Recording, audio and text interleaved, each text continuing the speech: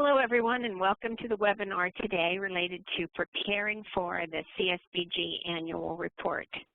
A little housekeeping, all attendees are currently on mute, but that doesn't mean you can't ask questions. If you have questions just during the webinar, you can type them into the chat window. The toolbar is on the right side of your screen. You'll see a little text box there where you can type in a question. There will also be an opportunity for you to ask questions following the webinar. Someone on site there is going to post a link to the webinar slides in the chat function so that you can look at the slides or have them available. And the slides are also on the NASCSP website. Our presenters today in the studio audience, or in the studio there at the partnership office, are Jeannie Chaffin from the Office of Community Services, Jenae Bjelland from the National Association for State Community Service Programs, and Denise Harlow from the Community Action Partnership. And I will also be assisting and presenting Barbara Mooney from the Association of Nationally Certified ROMA Trainers, and I'm joining remotely. Our agenda today is, you see on the screen, but I just wanted to make sure you are focused in on our purpose for today, which is to increase your understanding and some clarity so that you're able to share information.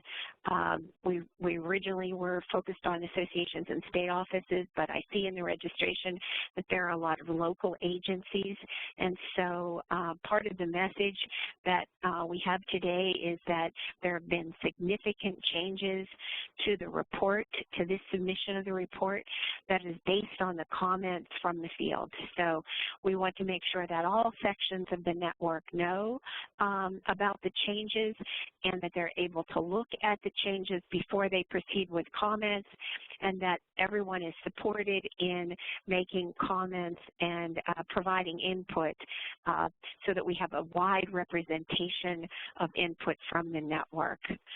We're going to cover where we are now, the implementation and timeline, get some ideas about what you can do in your own sphere of influence, your own networks to prepare for more comments, and then for the actual report going forward.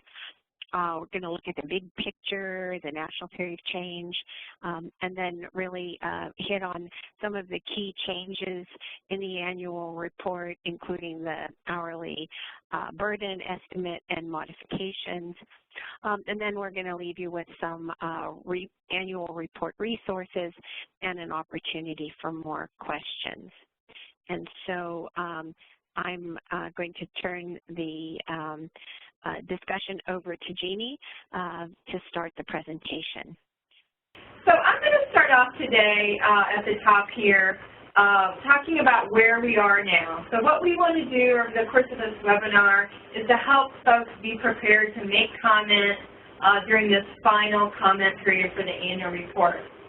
And we really, where we are is we've, since 2011, made a lot of successful reforms to strengthen the Community Services Block Grant. We often refer to those as our performance management framework changes, and they are made up of the organizational standards for local agencies, the state and federal accountability measures for the state and OCS, and ROMA Next Generation.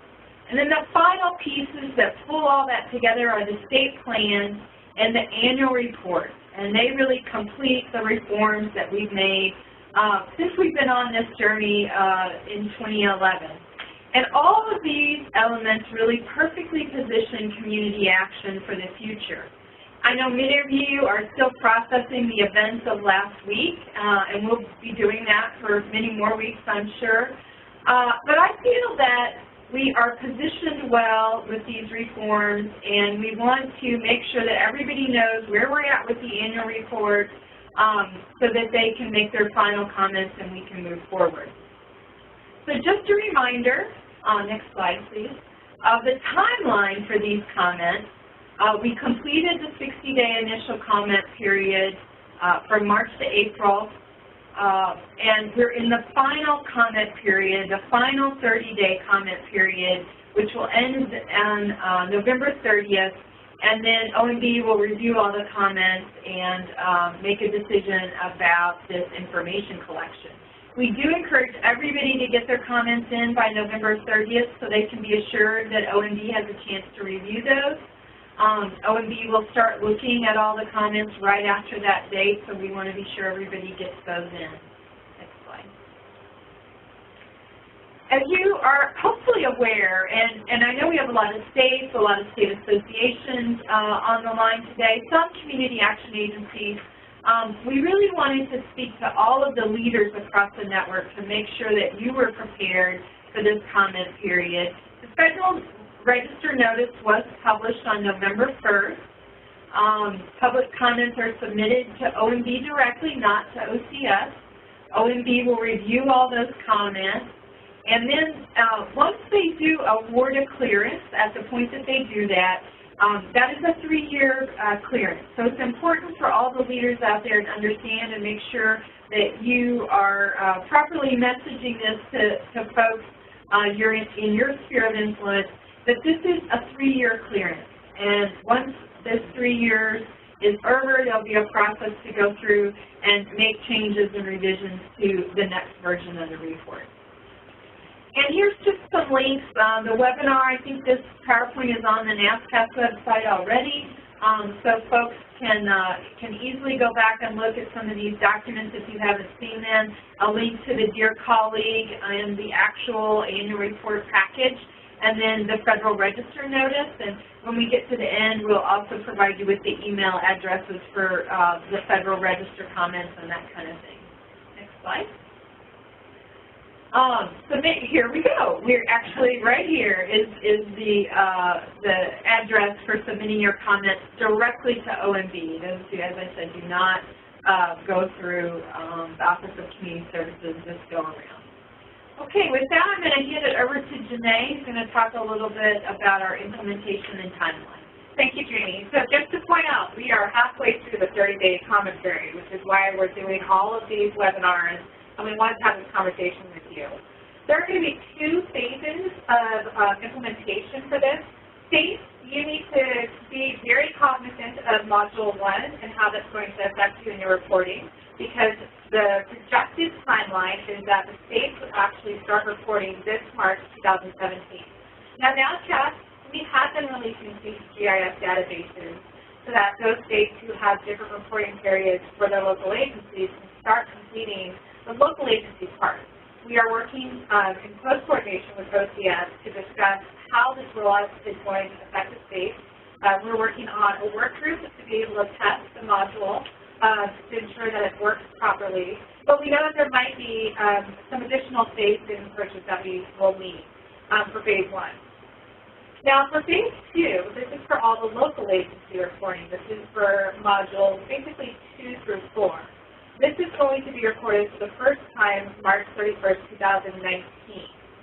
What this means for states and local agencies is that we do allow for you to use your program reporting year, which means if you're a federal fiscal year, that's what you would report on.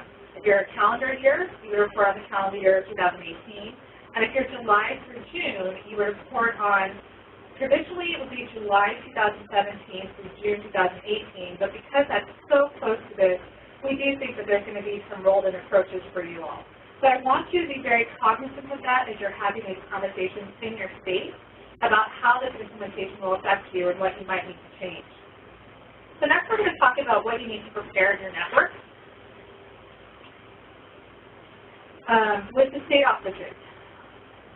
State offices, it is incredibly important that you work in close coordination with your state associations and with your RPIC. And that if you have any state association meetings happening over the next couple of weeks, that you're part of that agenda and that you're reviewing this whole packet and discussing how this affects you.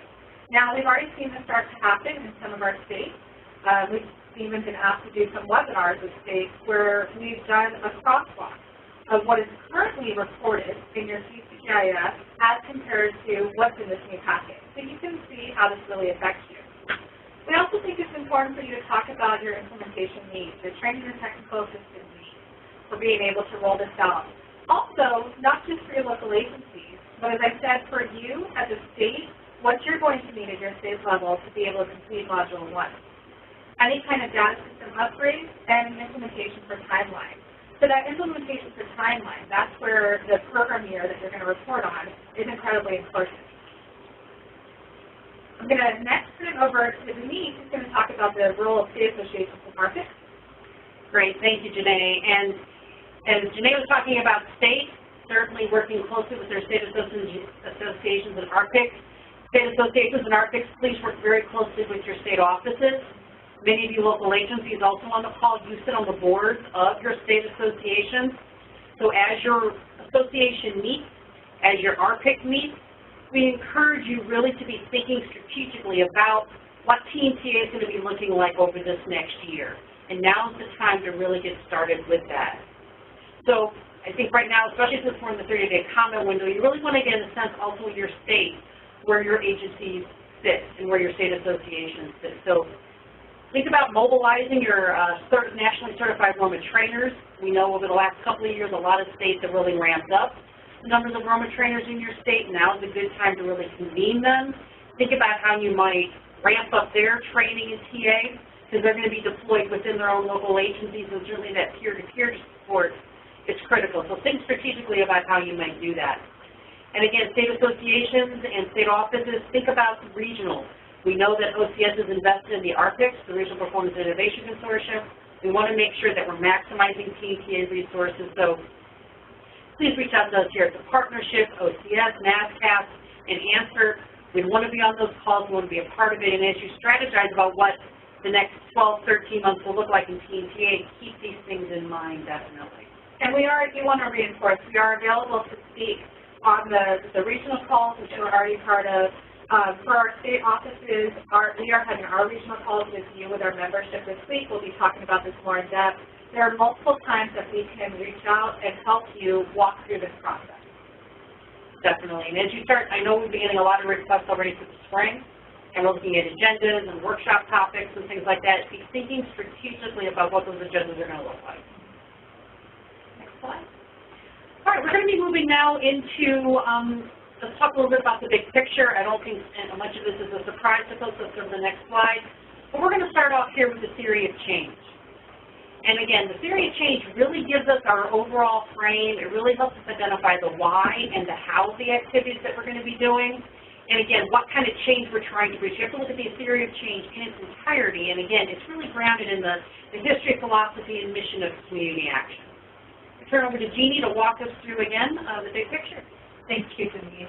So I think one of the reasons we wanted to flag this, the theory of change for you today, next slide please, is that as you're starting conversations and preparing for reviewing the annual report in these last 30 days, maybe beginning to think about your training and technical assistance and your joint conversations as leaders in each state, I think it's really important to always go back and think about the big picture, you know, that all of this is really driven by who we are, what we're trying to achieve, what this network is about. And just a reminder that the theory of change is a nice little infographic to use to really get at that. It reflects our history, as Denise said. It reflects what the CSBG Act says that we should all be about. It encapsulates that performance management framework that is really made up of the reforms I talked about earlier, gives us sampling and the services and strategies of the kinds of things that we do to create change, and then our end goal.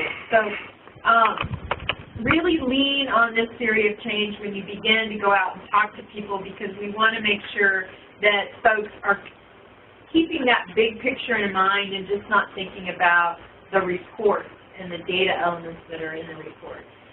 Next slide, please. This is just really reminding us that at the very top of the theory of change are the national goals that we all aspire to as part of the community action movement, the community action network, and community action agencies. Next slide. Now we're going to talk about the updated CSBG Annual Report. So the CSBG Annual Report, it is going to replace the CSBG IS database. Now, the IS database has been meeting our statutory requirements about talking about how CSBG funds are spent, what are the resources administrated by the network, what are participant demographics, and general performance management indicators. We have specifically been able to do this with the following sections. Next slide, please. So the CSBG IS currently collects sections A through G, with Part 2 being our ROMA goals. With Section A, we talk about the state use of funds. Section C, we talk about CSBG information of state CSBG offices, then we have local agencies, etc. In order for us to really help you crosswalk how the current CSBG IS will become the CSBG Annual Report and which sections are replacing those sections, we have created some tools for you. So the next following slide, I'm going to go over rather quickly because this is a guide that we have posted for you on the NASCSP website, but we wanted to show you this quick crosswalk of how this new CSBG Annual Report is outlined. So if we can go to the next slide, you'll see that we reorganized things. That in the IS, we started off talking about funds and not really who we are. So we now start with Module 1. This is all the state admin module, and in here we talk about who the state office is, how the funds are being spent, and we've added brand new sections that have not been part of the current CSBG IS because of this new performance management framework. So we now report on organizational standards. We even talk about the monitoring, corrective action, fiscal controls, and some accountabilities with ROMA. This is because we're trying to tie everything together in the performance management framework. The state plan is now then reported on in this annual report. Module 2 is exciting for me because it is a brand new module that is fully focused on just local agencies. We thought that it was incredibly important to talk about all of the agency capacity building activities, whether it be through funding, so how you're spending your CSBG expenditures, your total agency budget, so all the resources that you're leveraging, be it local, state, federal, private, and then also talking about what is the agency capacity. What are your training certificates that you have? How many volunteer hours are donated to your agency? And what does that really mean? Module 3 has been moved up, and this is our community level work, that we are community action, and that we are in communities making community change happen. So we wanted to be able to give an initiative status form, and this is kind of that one-touch page that talks about all your community work. In some cases, you'll only have 1 or 2 status form pages filled out. And then we have all the community national performance indicators that are organized here, and you can see that the national performance indicators on the right side talk about how they translate over. And then a lot of our national performance indicators included strategies, outputs, not traditionally outcome-related information. So we've created a community strategies list that is new, but it still captures a lot of the data elements that we were already doing in the CSBG IS. And then finally, we talk about Module 4, which is the individual and family. So we start off with our national performance indicators. Many of them are similar, if not the same, than what we currently collect. We've just enhanced them based upon network feedback. Then we have our individuals and family services. This is new, but again, a lot of the services were traditionally reported in goals 1 and 6. They were the outputs that we would collect. And then we have the all characteristics report. Now, this all characteristics report is similar to the demographics report that we have collected. We just enhanced some of the ranges of information that we're collecting. Great. So I hope that what you heard, and those tools can be helpful. Again, they're up on the NASCSP website. I hope that you go find them because I think it's a great way to crosswalk what we've historically done through the IS report and what's now proposed in the CSBG Annual Report. And you can see what's new, what's different, or what's just moved around to hopefully show you that a lot of what's in the proposed annual report are things that already agencies and states are already doing. And again, this performance management framework that we've been working on since 2011 is really now formally actualized through the CSBG Annual Report. I know we've been talking about ROMA Next Gen, we talk IS. All of these pieces now are getting rolled up in the performance, in the CSBG Annual Report. So on the front side, right, we have the state plan. So the state plan will require states, I know many states are on the call, right, to explain their plan. for ORC standards, state and federal accountability measures, T&TA, all sorts of different things will be in that state plan. I know many of you have read those state plans, you go to state plan hearings, but those state plans are now, so the model state plan is very formalized by encompassing all these pieces together.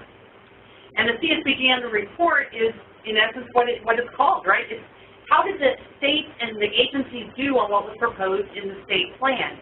It's that final side of the equation that really talks about what did get achieved on ORC standards, state and federal accountability measures, T&TA, amongst all the other reporting that we typically do in the IS that Jenae kind of just walked through.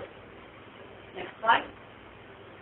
So how do all of these pieces fit together? There are a lot of moving parts in CSBG, so it can be where do I fit in, what parts do I pay attention to, and certainly we do our best to try to pay attention to all of it, right? But certainly, all of this starts at the beginning of the ROMA cycle with our community needs assessment. As we know, that filters into a community action plan.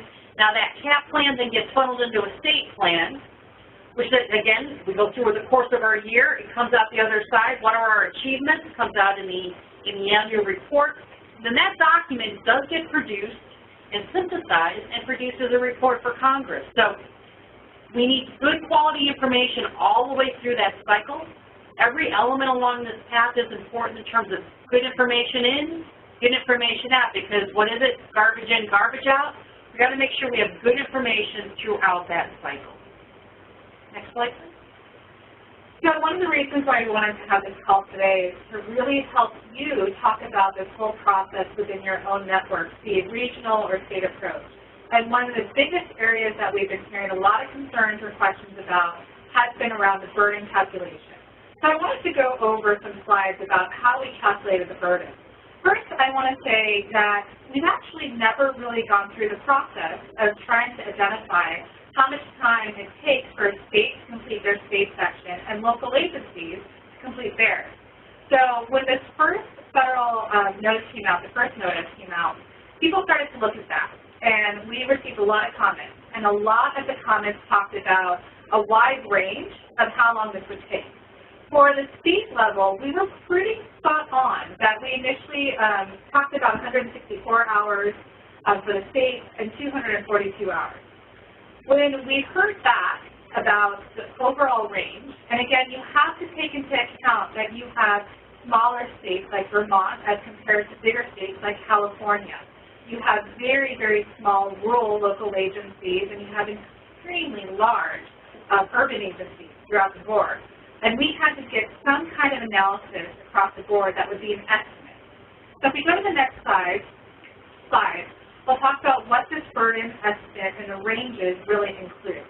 That this is averaged over the 3-year cycle that Jeannie had mentioned. This is the OMB process clearance for 3 years. What we think it would take for data entry and review, for data collection, and for training and technical assistance. Now, this doesn't include things that you would normally be doing on a day-to-day basis, like intake forms, but it does include being able to really gather the information and review it as you plan for your targets. So that community needs assessment and that CAP plan process that Denise just talked about, how is that incorporated, and then what kind of analysis are you doing with this data? That in many ways, this network with the GIS process has been good about turning into reports. But we don't want to just turn in the reports because that's time spent away from the individual families and communities. We want to do an analysis at the local level and at the state level about what impact we're having and are there improvements that we can be making to this whole process. So that's where we start talking about the training and technical assistance needs.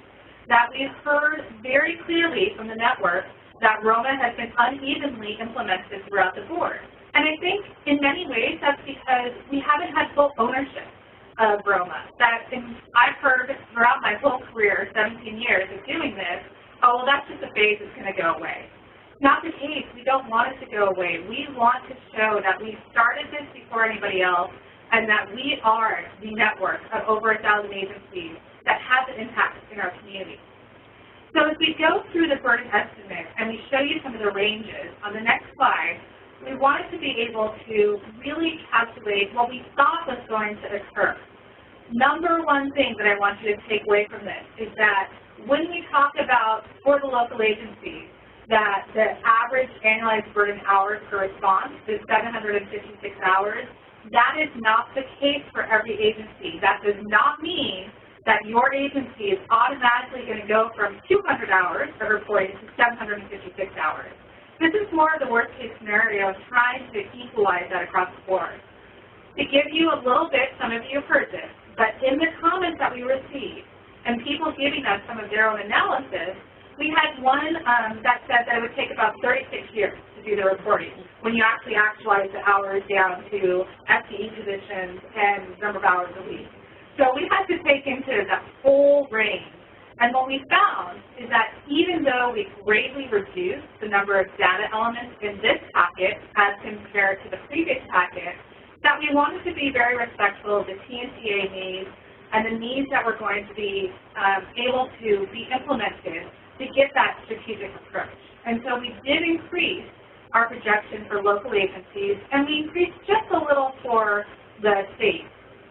Now, to give you a better idea of this, and this is going to be posted on the NASCSP website, it's not part of the packet right now, so we're hoping that this is a tool to help you have these conversations. We broke down our analysis of how much it's going to take for each of the states and the local agencies to report on each module. So you'll see, once again, we have a great range. Even though Module 1 is the state admin module, there are some questions that are going to need local agency input, such as the ROMA implementation, how you've done the ORCS standards, the ACSI information.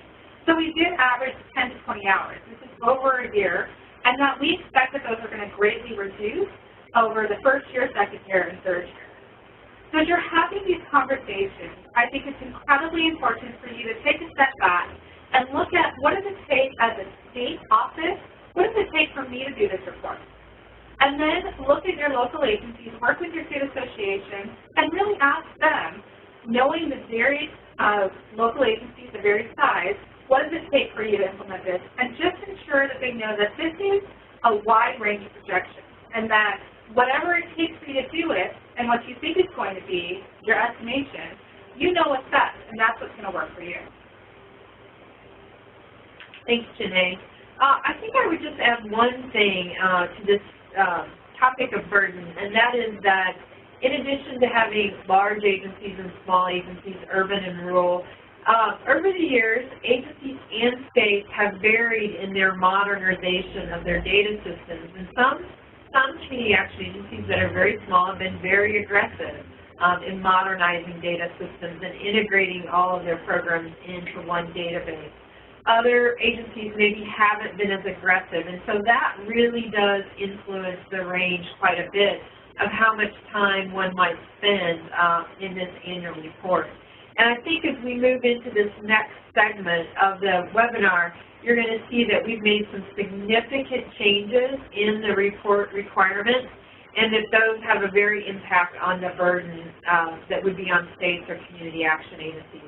And what we really want to do in this next segment is make sure that you all as leaders at the state, at associations, or perhaps community action leaders in your state understand the scope of the changes we've made, and that you can help make sure that other colleagues around the state get this, because there are some really important changes that really do matter. So first off, we have all these clever people here at OCS and CAP and the NASCSP, and so they thought it would be fun to color code the next set of slides. So we're going to go over some of the significant changes that have been made, and they are color-coded. Green will represent that there were changes made.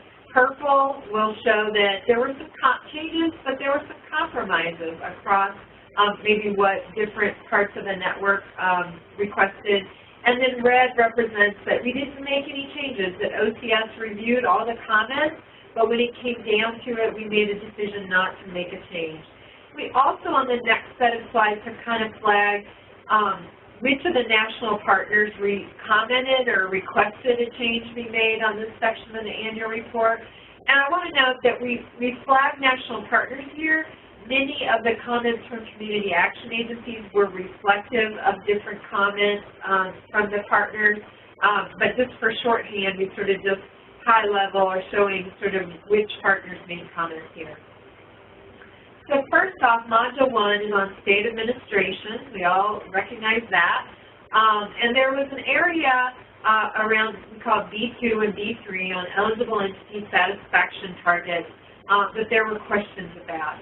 These are really issues related to the need for statistically significant data or guidance from OCS related to the American Customer Satisfaction Index. These comments were made before OCS put out some guidance about the ACSI for states, and we think that in that guidance, which is IM 150, there was a lot of information that addressed some of the concerns about this section. So what we've done in the annual report is refer back to that IM, and I think that clears up a lot of concerns folks had for this section. Next slide. Also, in the state administration module, there were questions about modifying the options for the CSBG state lead agencies on reporting the results from the OCS organizational or from the CSBG organizational standards, and to modify those questions so that there would be a little bit broader range of responses and more data in which we could improve from or take action on. And this is the area where the comments across all the national partners were very similar.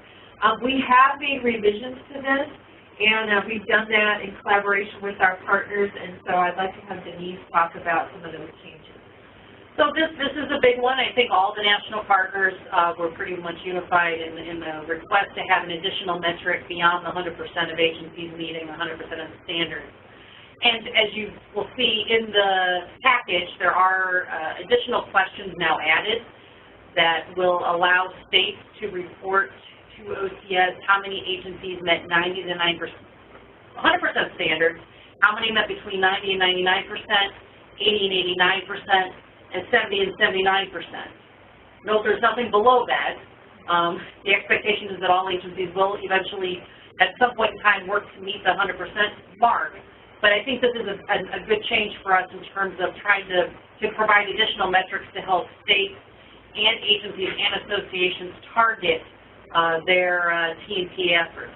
There is a third question also added on ORCS standards now that also talks about how many agencies met 100% of standards in each of the 9 categorical areas. I encourage you to take a look at that, get familiar with that. That is something different and new, I think, that we want to make sure that everyone is aware of. Next slide. D3.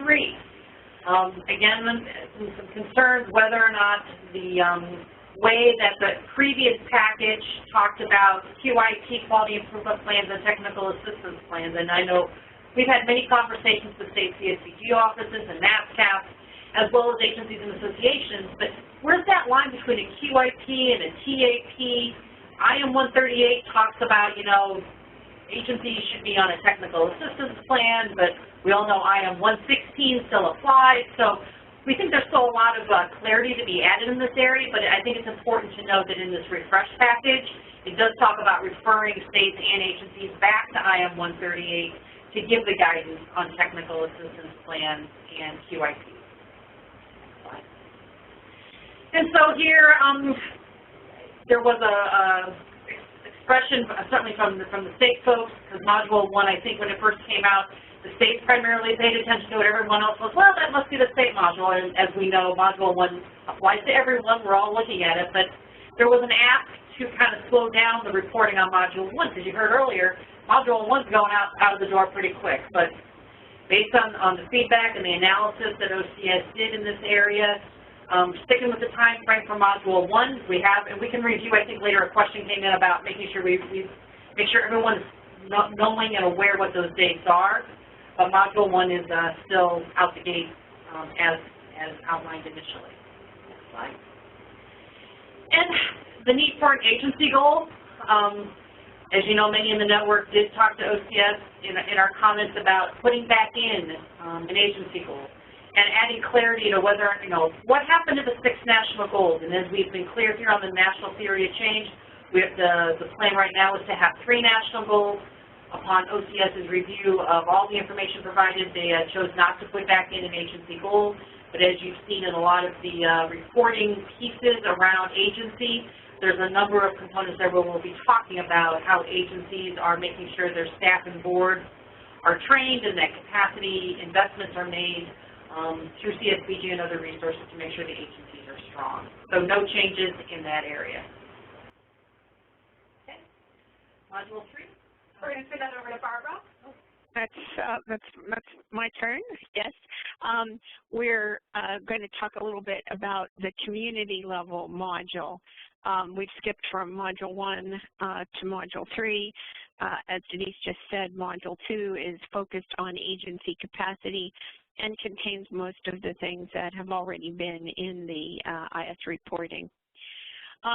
In Module 3, remember the greens are things that were changed. There was quite a bit of confusion and questioning about the collective impact terms, and so that language was removed from the community level status page as a way of showing that we have heard the network and that this is no longer part of the reporting process. The next slide is more of a compromise where we're looking at the indicators that were called out as saying that they were inappropriate to use by the local subgrantees, and that it would produce limited data capacity. And the response is that the community level indicators actually were separated into counts of change and rates of change, which I'm going to talk about over the next couple of slides. Again, the reorganization into these two different sections had an impact on another question. There were issues related to creating baseline data and then how that would be reflected in rates of change or percents of change.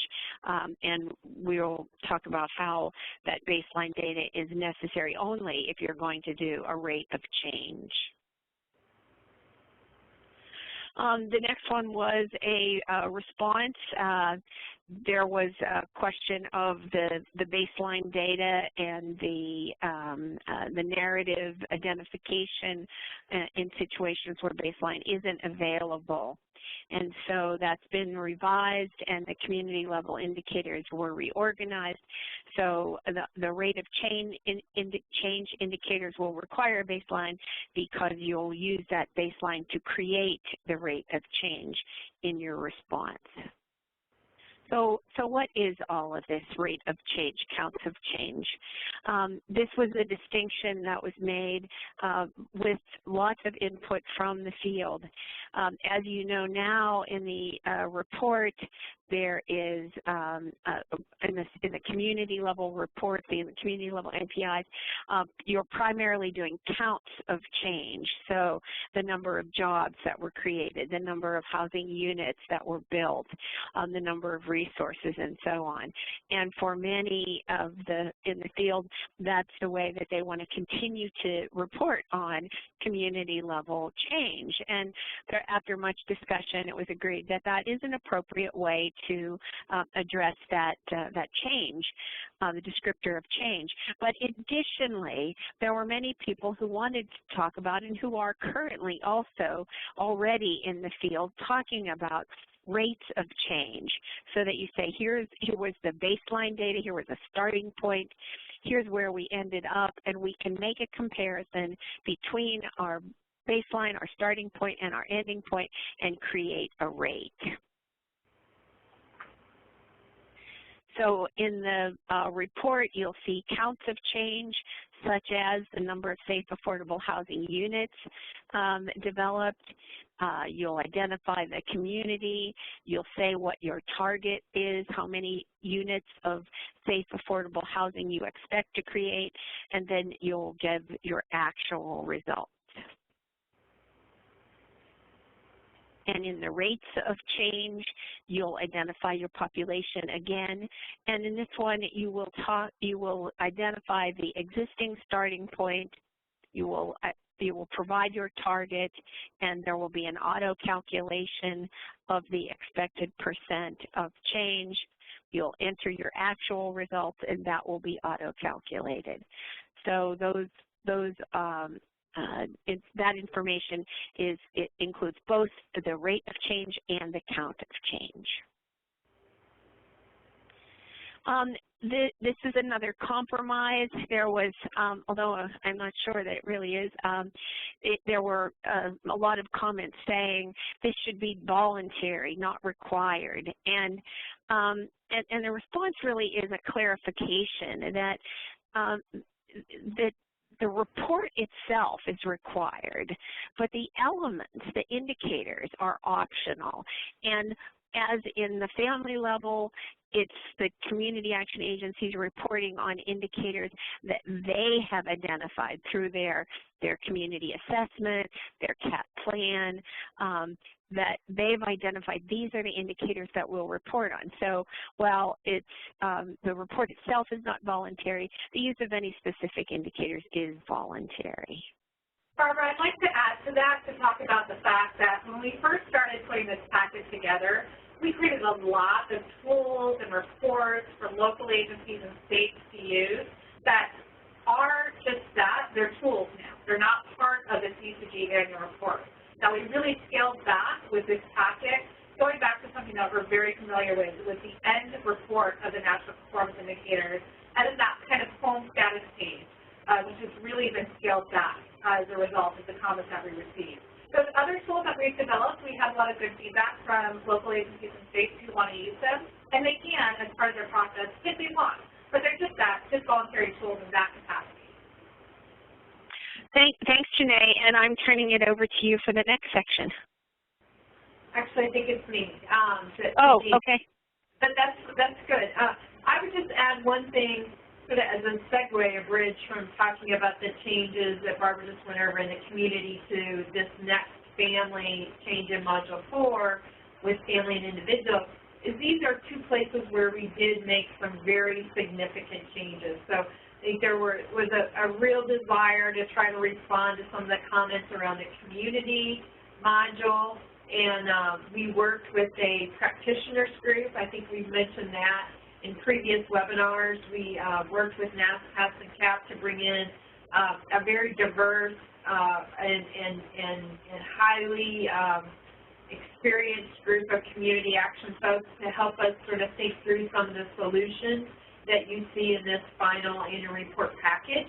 And so when you look at something like the rates of change and the counts of change, that is a result of a very deep discussion we have with the practitioners about what community level work looks like in community action agencies and how we reflect a report that allows folks to sort of start where they are, no matter where that is in their community. So I think it's groundbreaking in many ways. And then the other big change, another big change here in Module 4 that you see reflected on this slide is that there was a new characteristics or a new individual and household report in Module 4 in the previous package. And that report did create a lot of comment and a lot of concern across the network, a lot about burden and how difficult it might be to report on new participants. If systems really allow that kind of information to be maintained over time. It caused a lot of questions about definition, when somebody might be considered new, and really the relevancy of that information. Would it be relevant to our business?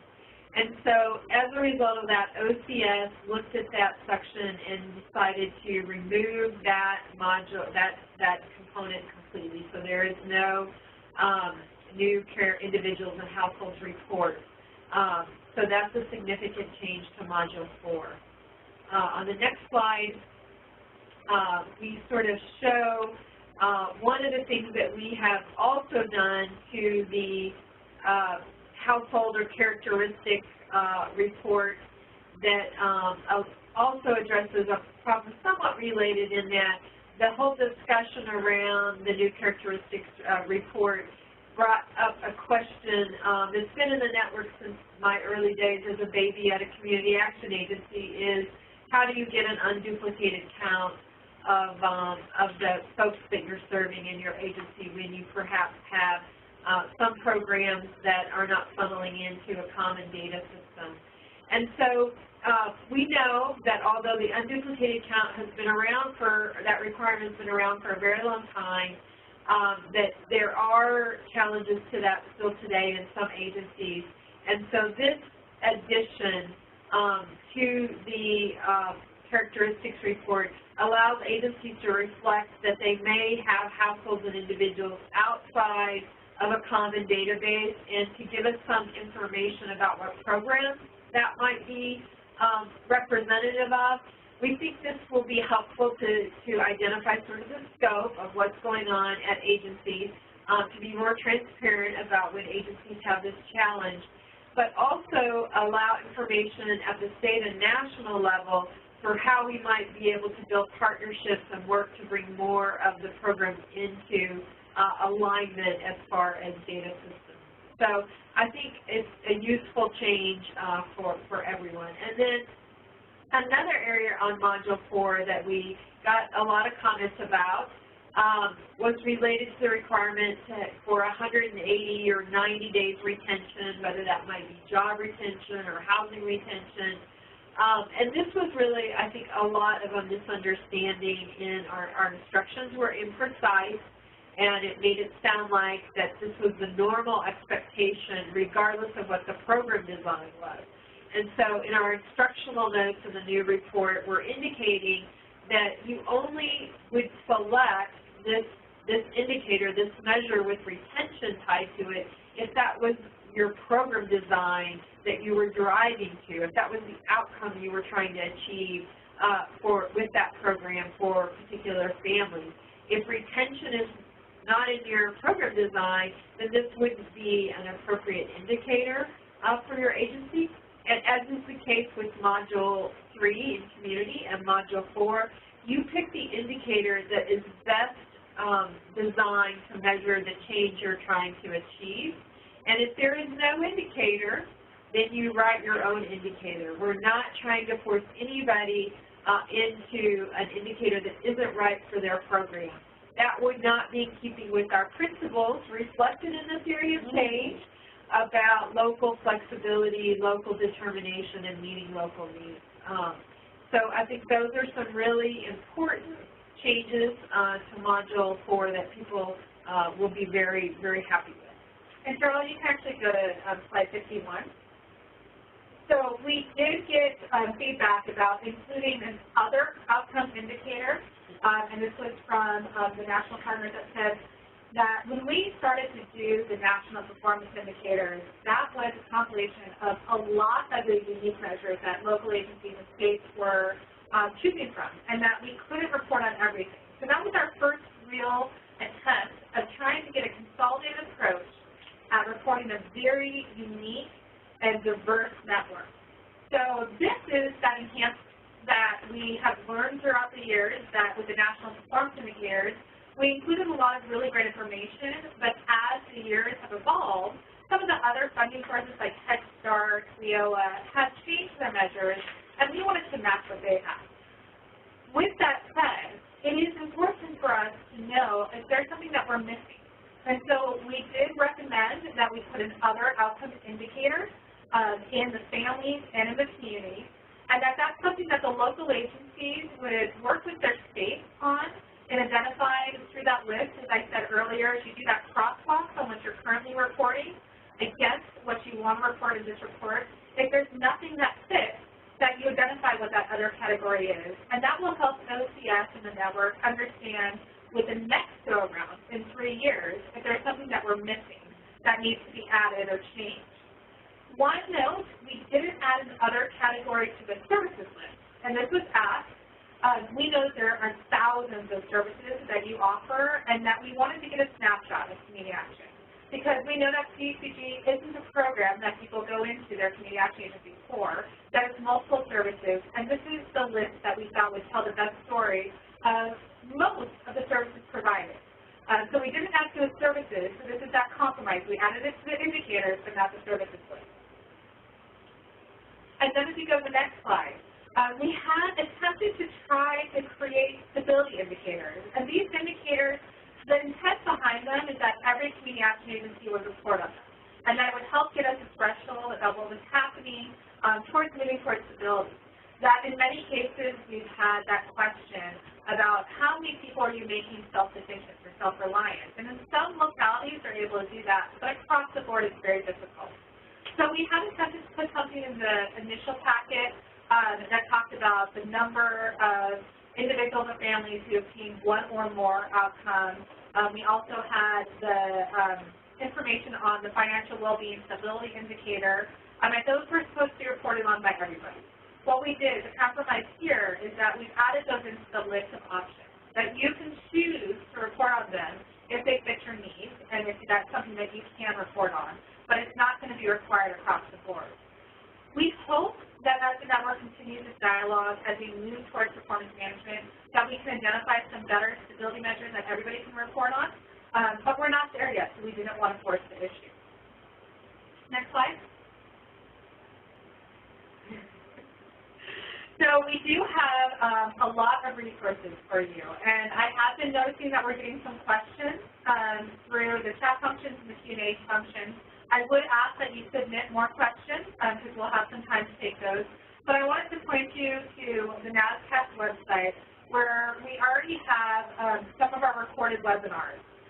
NASCSP Answer with Barbara Mooney and OCS met last week, and we had a wonderful marathon session of recording 30-minute webinars. They're all about 30 minutes or under. We got really close to keeping them all under 30 minutes, but a couple went a couple minutes over for each of your modules, because we know that you want to be able to go further into all of this, and yet it is very difficult to sit down for a 2-hour webinar and go through all this. So these are resources for you to use at your state offices, for you to share at meetings, and to go over at your own time. So we have one for Module 1, 2, 3, 4. You'll notice that we have the recording, so you can listen to the recording, as well as the slides. I will say you don't see us on the recording, we don't do video, but you do hear our voices. And then we have some tools, and the tools we're going to be continuously enhancing this week. We have provided you a hyperlink to our crosswalks and our annotated report. So Charles, if you go to the next slide, we have a brief picture of this. So that crosswalks, those were the slides that I was showing you before. That these are the modules and the sections in the new CSBG Annual Report and how they relate to the old CSBG GIS. And then we took an annotated version of the actual packet, and we've highlighted for each of the indicators, the services, all of the areas where it would be reported on in the previous CSBG GIS. This is something that we've seen some of our states do. Texas has put together a phenomenal tool of going through the whole packet and going through themselves to say, okay, this is what we report on, this is what we can do, this is what we have more questions on. This is what we want to hear from you. You know, what tools do you need? What tools are you developing that we can share as a network? So we are producing those, and we are going to be uploading them as well. I had a question come through on the chat that I saw. So we talk more about the reporting period. So with CSBG, traditionally, CSBG has allowed states to choose a program year that you report on. What we've seen is that the normal reporting years that we have is that we have states on a cycle doing calendar years. So when we talk about fiscal year 17, they start reporting January 2017 through December 2017. We also have some states that do a state fiscal year, July through June. So we have some states that would report for their fiscal year 17 would be July 1st, 2016 through June 30th, 2017. And then we have states that follow the federal fiscal year, which is October 1st, 2016 through September 30th, 2017. We have a link that we will be adding to our website that shows all of your program years that have been reported to OCS in the state plan section. and that this is relevant for all of the modules 2 through 4. For Module 1, this is different than what we've had in previous CSBG reports, because previously the state would report everything on that program year. Module 1, the state admin module, is now being proposed to be reported on the federal fiscal year. So everything in Module 1 would be reported October through September. That's a change for some of our states, and so we've been working with you on that. We want to talk to you more about any questions, concerns, or any guidance that you need on how to implement that going forward. We also have a question about, can we go over the ORC standards a little bit more in that chart? So in the background, Lauren's been working to pull up the packet. So Lauren, can you switch our view to be on the ORC standards table? Okay, so the question that we had here was, can we describe this table a little bit more in depth about what is being collected and reported? So, sure. This is a new way of thinking about the 100% metric, right? So many of us were concerned, right? Initially, the initial package proposed one metric. How many agencies met 100% of the standards? So that remains because that is part of the approved model state plan. Question 2 was how many agencies met 90 to 90% of the standards overall, 80 to 89% of the standards overall, and 70 to 79% of the standards overall. Through the practitioners meeting, a concept was elevated that perhaps it may be helpful to look at how many agencies met 100% of the standards by particular category. So for instance, you can see here that this grid would allow, let's take board governance as a category, row 5, on what you're seeing on your screen, that the number of agencies assessed, let's say you have 50 CAPs in your state, so the number would be 50. And the number that met all of the standards in board governance, what are they, 13, 15 of them, something like that. And let's say 40 agencies met all of the governance standards. Now you're going to auto-calculate the percentage because it's going to be in the background. It'll do the math for you to say that 80% of your agencies, right, I'm doing my math right, met 100% of the governance standards. Now we have to assess whether or not we think this is a good thing to be having in the annual report, but that's how it's intended to work. And that would show us how many agencies in a particular state met all the consumer involvement standards, all the governance, all the finance. And again, it would potentially help states and associations look at T&PA investments from a macro level. Where do we need to invest our time? Jeannie, I think we also had a question about the retention indicators, and if somebody, so for example, there's an indicator about retaining a job for 180 days. And someone was asking if we're an agency that our retention requirement is 90 days, do we have to use 180? And I would say no, you do not. What you would do in that case is basically use the other category and write your measure as, retained employment for 90 days. And that you have the flexibility to use that retention target over 180 days. So that flexibility exists. Lauren, what other questions do we have? I think we've actually touched on all the ones we've received so far. If everyone wants to take a moment and send us your other questions you may have thought of as we went through the presentation today. We had one question about whether there's a Word version of the annual report or maybe other versions that everyone could start working with. We can definitely, that will be one of the tools that we can post. And if we go back to the PowerPoint, we did want to talk about our dialogue tomorrow. So tomorrow's webinar is going to be more of a dialogue. We want you to send in questions that you have as you're thinking about this today, anything that you would like to have clarified. It's going to be 3:30 to 4:30, so it's an hour long. We will be allowing you to submit questions via the chat functions as well, but anything that you can send to us early on, that would be great. In order for it to be clear for how to do this, we have our ROMA Gmail account, so if you go to the next slide, this is where you can send all the questions that you might have. It's ROMA Next Generation 2016 at gmail.com. It's the same Gmail account that we've been using throughout this whole process. And this is our attempt to really help demystify what this process is about and hopefully allow you to have further dialogue in your own area.